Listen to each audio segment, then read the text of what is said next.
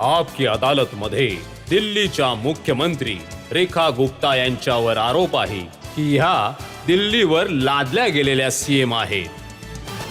रेखाजी, जेव्हा दिल्लीची निवडणूक झाली होती तेव्हा तुम्हाला तर प्रोजेक्ट केलं नव्हतं मुख्यमंत्र्यांच्या चेहऱ्याच्या रूपामध्ये. त्यामुळे आम आदमी पार्टीचे लोक म्हणतात की दिल्लीच्या लोकांनी यांना नाही निवडलं, यांना दिल्लीवर लादलं गेलं दिल्लीचं मुख्यमंत्री म्हणून. हे बघा रजतजी, 2 गोष्टी बोलायच्यात. एक तर देशाच्या 140 करोड लोकांचे गार्डियन, देशाचे प्रधानमंत्री नरेंद्र मोदीजी. मला वाटतं त्यांच्यापेक्षा जास्त कुणाला कळू शकेल की दिल्लीसाठी कोण योग्य आहे, कोण अयोग्य आहे. जर त्यांनी मला निवडून संधी दिली, तर हे दिल्लीसाठी ते जे सगळ्यात योग्य करू शकत होते, तोच निर्णय घेतला असेल. आणि दुसरं, की माझ्या रूपात देशाच्या अर्ध्या लोकसंख्येला सन्मान देणं, एका महिलेला मुख्यमंत्रीच्या रूपात देशाची राजधानी दिल्लीमध्ये संधी देणं आणि ते देखील संपूर्ण शक्तीनिशी, तर ते कदाचित असा विचार करत असतील की ही भारतीय स्त्री आहे. हिला आपलं कौशल्य माहिती आहे. ज्या दिशेने जाईल स्वतःचा मार्ग नक्कीच निर्माण करेल.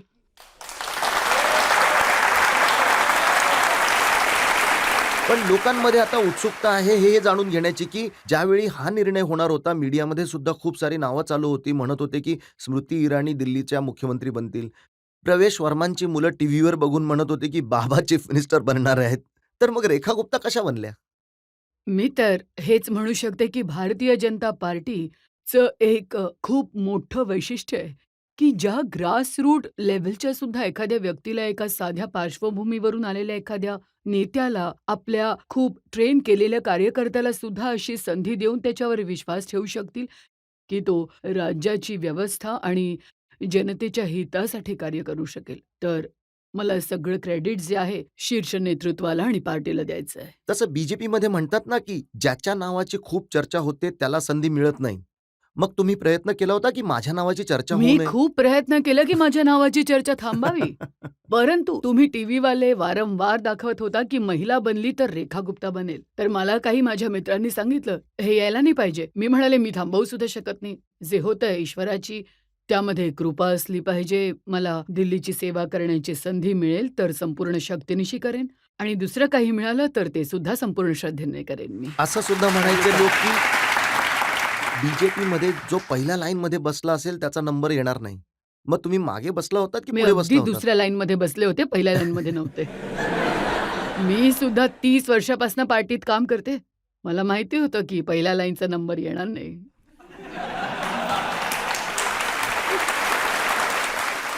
तुम्ही फर्स्ट टाइम एमएलए आहात, प्रशासनाचा काहीच अनुभव नाहीये आणि इतकी मोठी जबाबदारी आहे. तर कधी भीती वाटली? कधी रात्री झोप नाही लागली की काय जबाबदारी आहे मला मिळाली आहे?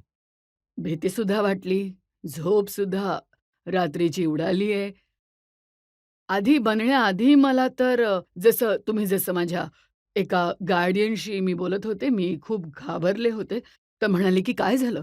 मी म्हटलं, की "भीती वाटते." म्हणे, "भीती का वाटते?" "हरकत नाही, जे होईल ते होईल." मी म्हटलं, "ते नाही, ती गोष्ट नाहीये." म्हणे, "मग?"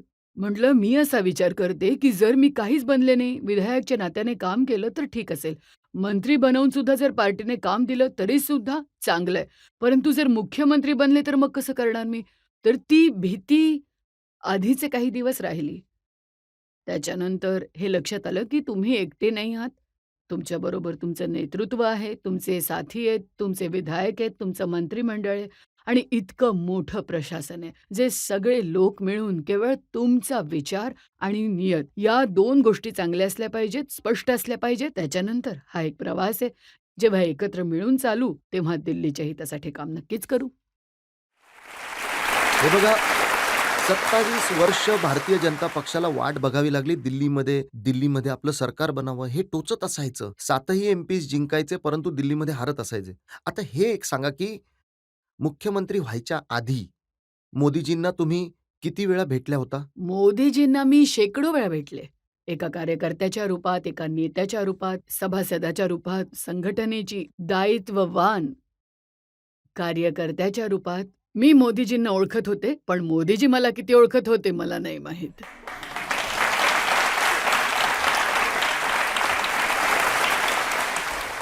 जे आम आदमी पार्टीचे लोक आहेत ते असं म्हणतात, की या तर हरियाणावाले आहेत आणि ते असं म्हणतात, की हरियाणामध्ये जे गंगाराम काशीराम आरतवाले होते, त्यांच्या नात आहेत.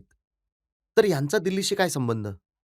बरं हे सांगा, की दिल्लीचं स्वतःचं कोण आहे? आणि सगळे दिल्लीचेच आहेत. दिल्ली तर एक मिनी इंडिया आहे. भारताचं एक असं पिक्चर आहे, ज्यामध्ये जम्मू-काश्मीरपासून ते कन्याकुमारीपर्यंत प्रत्येक व्यक्ती आहे.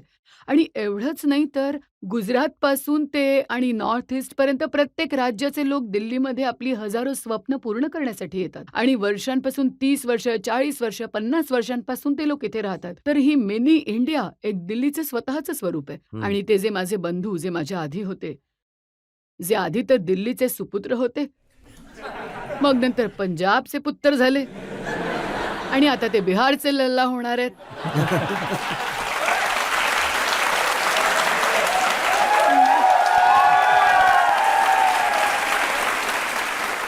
मी तर दिल्लीचीच मुलगी आहे बाबा.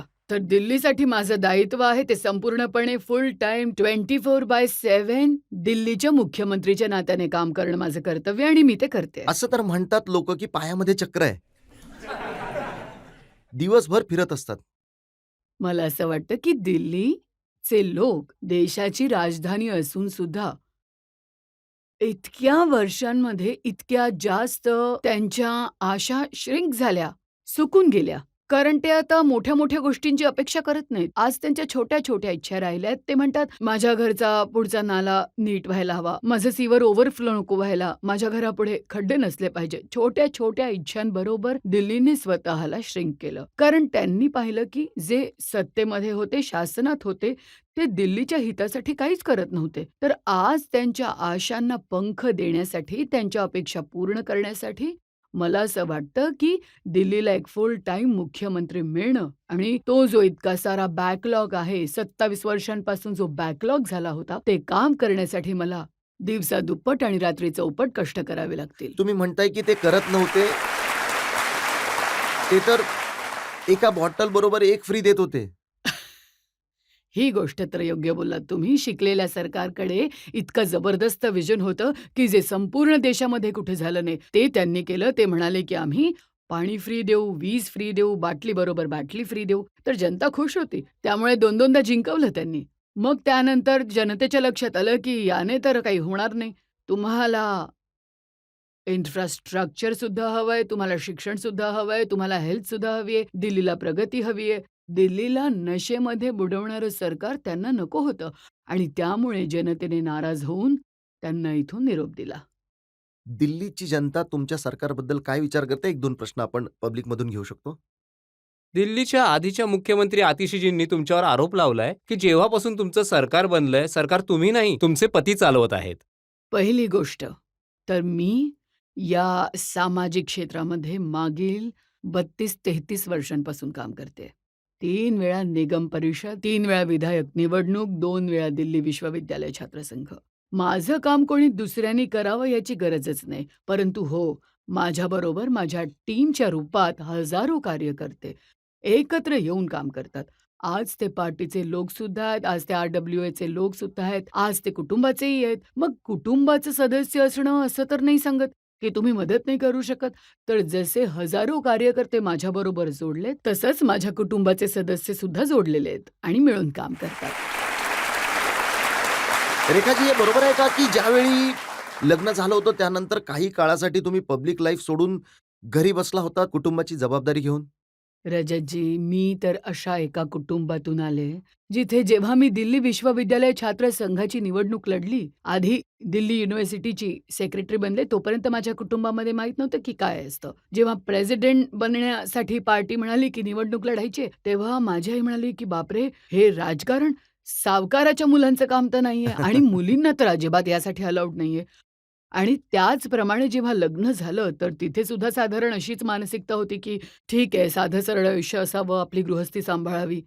तर हे पार्टी, भारतीय जनता पार्टीच मी समजते, की कारण एक नेतृत्व होतं, की त्यांनी अशी मुलगी, जी चांगलं काम करू शकत होती समाजामध्ये जोडून, त्यांनी मला तिथून शोधलं, माझं बोट पकडलं, पार्टीमध्ये घेऊन आले, काम दिलं आणि हळू इतकं नरिश केलं, की ते अंकुरित बीज आज एका वृक्षाच्या शेपमध्ये आलं आणि आपल्या सावलीने हजारो लोकांची मदत रोज करू शकते.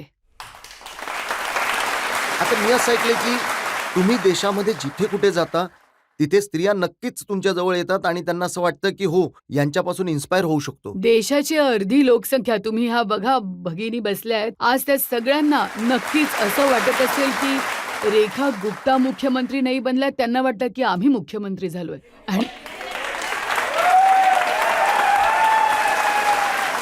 आणि त्यांचं इतकं प्रेम माझ्यावर आहे की मी जिथे जाते, तुम्ही इतर राज्याच्या मुख्यमंत्र्यांना 2 फूट लांबच दिसून येतील, पण जिथे मी जाते माझ्या या भगिनी माझ्या भोवती घोळका करतात, हात पकडतात, मिठी मारतात आणि इतके आशीर्वाद देतात. त्यांना वाटतं की जे आयुष्यात आम्ही करू शकलो नाही, आज आमच्या एका बहिणीला संधी मिळाली आहे, तर तुम्ही करा, आम्ही तुमच्या बरोबर आहोत.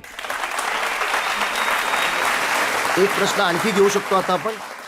आता सध्या जितके मुख्यमंत्री आहेत त्यांच्यामध्ये तुमचे आवडते मुख्यमंत्री कोण आहेत आणि तुम्ही त्यांच्यापासून का प्रभावित आहात? मला माझे आवडते मुख्यमंत्री योगीजी आहेत.